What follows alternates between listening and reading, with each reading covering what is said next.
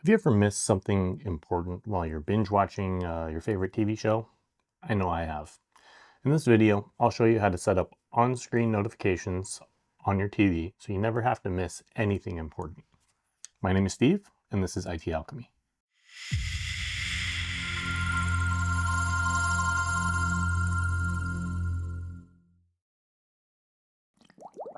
So here's the scenario. It's almost Christmas and you're busy wrapping presents in the basement. You're about 10 episodes deep into a TV show that you've been binge watching, and a package arrives at your door, but you don't hear the doorbell because, well, you have the sound cranked up way too loud. Normally, this isn't too much of a problem, but right now it's minus 40 degrees Fahrenheit outside and we want to get our packages in ASAP. Luckily, Home Assistant has integrations that let you send notifications directly to your TV. Primarily, this can be done with any Android-based TV, which includes Amazon Fire TVs. It can also be done with LG WebOS and Apple TVs as well, although that requires a different integration. I happen to have a Fire TV right here, so let's use that. For Fire TV, the first thing that we're going to want to do is to ensure developer mode is turned on. This can be done by going to the settings and selecting My Fire TV. Make sure the About option is highlighted and press the select button on the remote 7 times. It should begin to count down, indicating when developer mode is turned on. A new menu option for developer mode should appear. Go down to that and select ADB debugging and enable it. Next, press the home button to go back to the main screen. Navigate over to the App Store, search for Notification, and install Notification for Android app. Once this is done, it should display the IP address of the Fire TV device. Take note of that because we'll need it for the next step. Now, we'll want to add the integration to Home Assistant. Go to Settings, Devices, and Services. Click Add Integration. Search for Android and add the notification for Android TV/Fire TV integration. It'll prompt you for the IP of the device. We'll add that here. It'll also ask you for a name. It's best to name it something that's easy to distinguish, especially if you have more than one TV.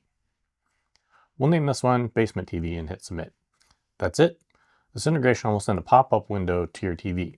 Something to note is this integration doesn't add any entities, so you won't be able to see anything available to add to your dashboards, though it does add a method to notify action. If you go to the developer tools and actions, in the search bar, look for notify and it'll display all of the notify actions available. Here we see the notify.basement TV action, and if I click on that, it'll allow me to build and send a notification to that TV. You can refer to the integration documentation for the parameters available, but we have message, title, target, and data. Message is the main body of the notification. Title is the title of the notification window itself, and target is unused in this case. Data has some additional parameters, such as duration in seconds to display the notification, a font size such as small, medium, or large, position on the screen where the pop-up will display, such as the top right, color for the background of the pop-up window, transparency for the transparency of the pop-up window, timeout for the time in seconds for trying to send the notification to the device, interrupt if when set to 1, true or on, makes the notification interactive. This means it can be dismissed or selected to display more details. The last attributes we have are image and icon. These both group the attributes for image upload and icon upload respectively.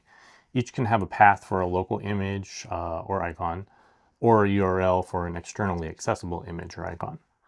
One thing to note here is the path being local means it has to be located physically on your Home Assistant file system or on a directly accessible network share as dictated by the external directory allow list specified in your Home Assistant configuration. So let's test this out. I'll add this code indicating a pop-up of 10 seconds, medium font in the top right of the screen.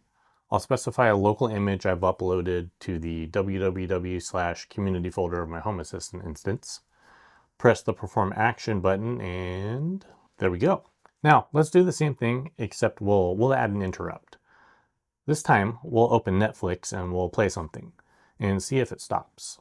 I'll hit the perform action button and it does stop. Interrupt is a useful parameter for relaying important information, but I would use it sparingly because it could get pretty annoying if it's tied to a trigger that happens frequently, such as motion detection. Sending a static image is great, but that's not really very useful. What would be great is if we could pull a live image from a camera. For this, we'll need a camera capable of taking instant snapshots, and this can be accomplished in a couple of different ways depending on the camera. Some cameras allow grabbing a screenshot from the RTSP stream itself. Some allow grabbing it from the camera file system directly. I happen to have a Ubiquiti G6 instant camera set up in the living room. I reviewed this device in another video. Check it out here if you missed it. The G6 Instant will display a screenshot from the live feed when accessing the web URL. You'll have to use HTTP authentication as specified in the integration documentation. I won't cover that here, but you can use HTTPS and authenticate if you want to. In this case, I've gone into the camera web UI and I've turned on anonymous snapshot so we can access it with an unauthenticated HTTP. This is a little less secure, but it demonstrates the functionality for the purpose of this video. Now in our action code, we'll replace the path with the URL and we'll put in http://ip snapshot.jpg.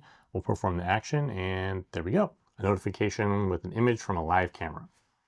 This can be used with motion alerts or other triggers to create really rich notifications that can be displayed on one or more TVs. Additional logic can be added to only show notifications to TVs that are currently in use by checking the TV state, and maybe even only if somebody is there by also checking a presence sensor. By including the interrupt parameter, you can even make more important notifications force the viewer to acknowledge them or not for less important notifications. Don't forget to like this video and subscribe to my channel for more home automation content. Also, let me know if you use notifications with your TVs.